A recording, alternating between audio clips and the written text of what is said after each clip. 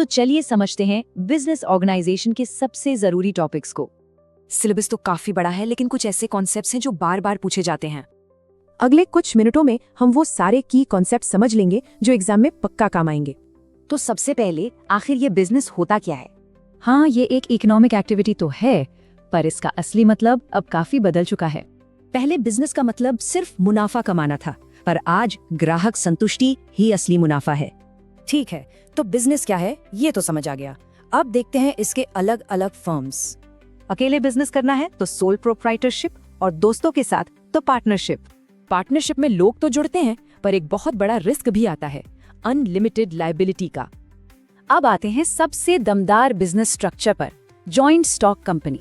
Company की सबसे खास बात, ये कानून की नजर में एक अलग इंसान है, अपने मालिकों से बिल्कुल जुदा। याद है पार्टनरशिप का वो बड़ा रिस्क? कंपनी उसे लिमिटेड लायबिलिटी से खत्म कर देती है। एक कंपनी बनाने का प्रोसेस एक आइडिया से शुरू होता है और फिर उसे कानूनी शक्ल दी जाती है। सिंपल है, प्राइवेट कंपनी कुछ लोगों की होती है और पब्लिक कंपनी जनता से भी पैसा ले सकती है। चलिए अब एक ऐसे बिजनेस को देखते हैं जिसका मकसद पैसा कमाना नहीं है। ये कोऑपरेटिव सोसाइटी है, जहां लोग एक दूसरे की मदद करने के लिए जुड़ते हैं, न कि मुनाफे के लिए। इसका सबसे बड़ा रूल है डेमोक्रेसी, मतलब एक मेंबर एक वोट, चाहे पैसा किसी का भी ज्यादा हो। चलिए जल्दी से कुछ की टर्म्स रिवाइज कर लेते हैं जो एग्जाम में जरूर आएंगे। ये सोल प्रोप्राइटरशिप और पार्टनरशिप का सबसे बड़ा रिस्क है, याद रखना। और ये कंपनी की दी हुई सबसे बड़ी सेफ्टी शील्ड है। मालिक आए जाएं, पर कंपनी हमेशा चलती रहती है।